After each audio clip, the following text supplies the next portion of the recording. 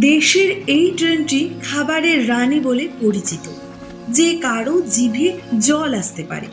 এই ট্রেনটিকে ভ্রমণের রানীও বলা যেত, তবে তার পরিচিতি খাবারের রানী বা ফুড কুইন হিসেবে। এই ট্রেনে সফর মানে চোখ জুড়িয়ে দেওয়া প্রকৃতি আর জিভে জল আনা খাবারের সুযোগ।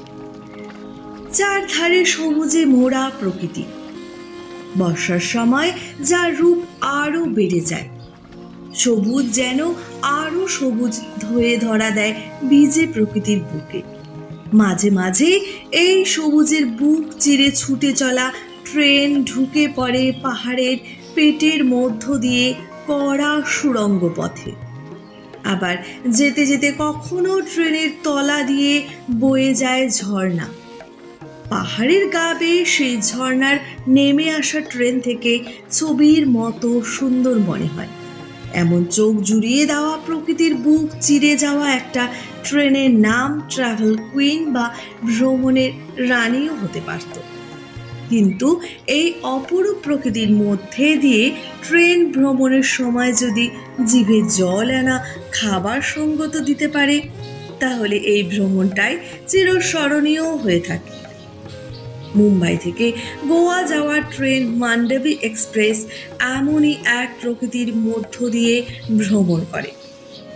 এমন এক মন ভরিয়ে দেওয়া ভ্রমণ উপহার দেওয়া একটা ট্রেন কিন্তু বিখ্যাত food queen of Konkan railways নামে। আর তার কারণ হলো এই ট্রেনে পাওয়া খাবারের সম্ভার। সিটে বসে বাইরের প্রকৃতি দেখতে দেখতে নানান ধরনের খাবার খাওয়ার সুযোগ রয়েছে এই ট্রেনে, যেখানে 60 রকম খাবার পাওয়া যায়। এই ট্রেনে পোহা, ইডলি থেকে শুরু করে বার্গার, স্যান্ডউইচ, ধনে পাতার বড়া, বড়া পাও থেকে দুপুরের খাবারে পাওয়া যায় ভাত, ডাল, মুরগির মাংসের বিভিন্ন পদ। পাওয়া যায় দইও।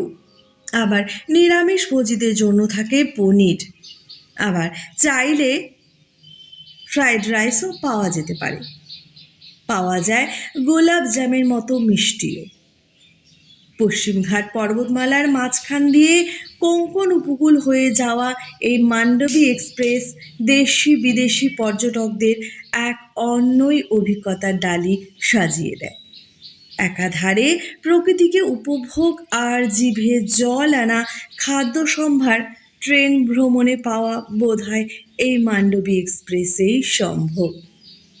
ভিডিওটি ভালো লেগে থাকলে এবং এরকমই আরও ভিডিও পেতে হলে এখনই জানার জগৎ চ্যানেলটিকে সাবস্ক্রাইব করে লাইক, কমেন্ট এবং শেয়ার করুন। ধন্যবাদ, ভালো থাকবেন।